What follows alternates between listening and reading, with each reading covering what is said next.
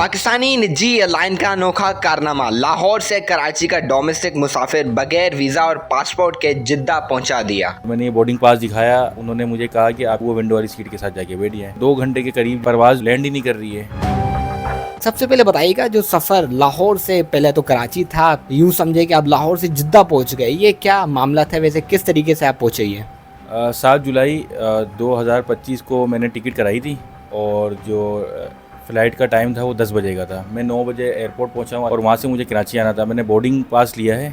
Boarding करने के बाद जो है मैं डोमेस्टिक जो कॉरिडोर है वहाँ से निकला हूँ। तो एयरलाइन वालों ने दोनों जो परवाज़ें हैं वो साथ लगाई हुई थी डोमेस्टिक के अंदर, इंटरनेशनल जद्दा वाली भी और जो डोमेस्टिक थी लाहौर से कराची आनी थी वो भी। तो और दोनों की टाइमिंग भी सेम थी 10 बजे की।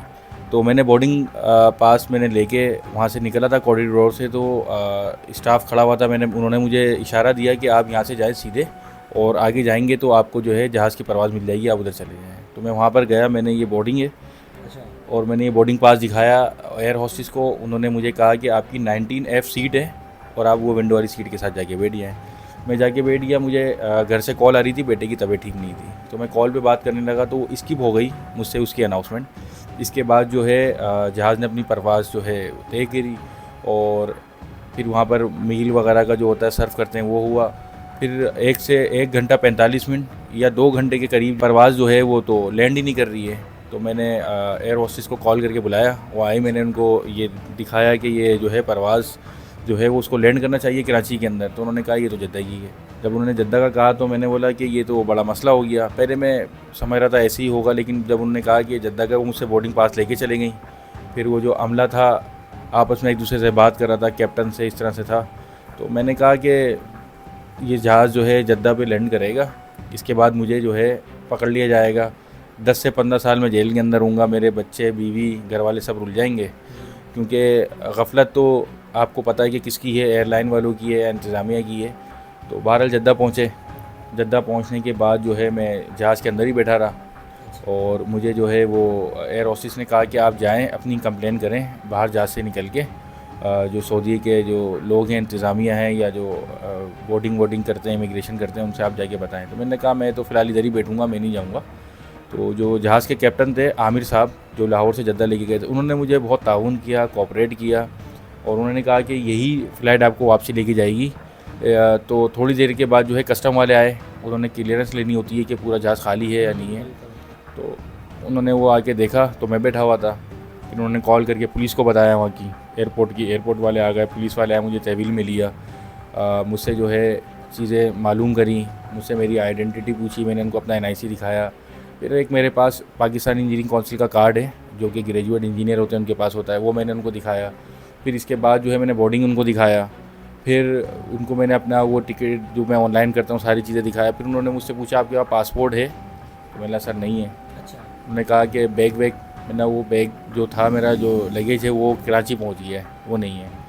फिर उन्होंने मेरी सर्चिंग वगैरह की, बॉडी की सारी चीज़ें मुझे जो है वो गुजारा, इसके अंदर मशीन से गुजारा 4-5 मरतबा। इसके बाद उन्होंने वापसी मुझे लाके जहाज़ में छोड़ा, बोर्डिंग कार्ड दिया ये वाला जद्दा से लाहौर। हाँ, जद्दा से लाहौर का मुझे बोर्डिंग कार्ड दिया, मुझे जहाज़ में बिठाया। इसके बाद मैं लाहौर आ गया। अच्छा, जो वापसी की जो टिकट थी वो फ्री आपको दी या उसके पैसे चार्ज किए? नहीं, उसकी जो मैं लाहौर से जद्दा गया और जद्दा से लाहौर आया, उसके कोई टिकट ना चार्ज करी और ना मुझसे कोई पैसे लिए। तो जब आप वापसी कैसे पहुँचे और किस तरीके से आपको यहाँ तक पहुँचाया गया, और फिर वहाँ लाहौर से आप कराची कैसे पहुँचे? जद्दा से लाहौर एयरपोर्ट आया, एयर का अमला मुझे पिक करने आया, एक बंदा था उनका स्टाफ का। उसने मुझे कहा कि आप FIA वाले से कोई बात नहीं करिएगा, वरना वो आपके साथ मसले करेंगे और कुछ बताइएगा नहीं। जब मुझे FIA वालों के पास लेके गए तो लाहौर पे तो लाहौर में वहाँ पर गया, क्योंकि इमिग्रेशन तो मेरी थी नहीं ना, बायोमेट्रिक कुछ हुआ ही नहीं था। तो वहाँ पर जाके मैंने उनको सारा हाल व अहवाल बता दिया, जो वाक़यात हुए थे वो बता दिए। मेरे साथ ताउन किया, मुझे कुछ नहीं कहा उन्होंने। और इसके बाद जब मैं बाहर आया एग्ज़िट करके, तो एयरलाइन वाले से मैंने कहा कि सर अब मुझे करना क्या है, आप मुझे टिकट दें। उन्होंने बोला आप हमारे सेल पॉइंट पे जाएं, वहाँ से टिकट परचेज़ करें और आप कराची चले जाएँ। अपने पैसों की? अपने पैसों से।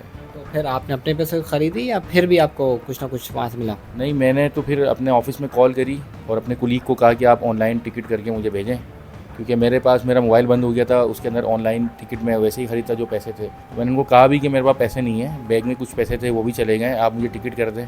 उन्होंने सुनी नहीं मेरी कोई भी बात। टिकट करने के बाद 3 से 4 घंटे एयरपोर्ट के बाहर था। जब बोर्डिंग स्टार्ट हुई, मैं अंदर गया हूँ 2:30 या 45 पे ऐसी।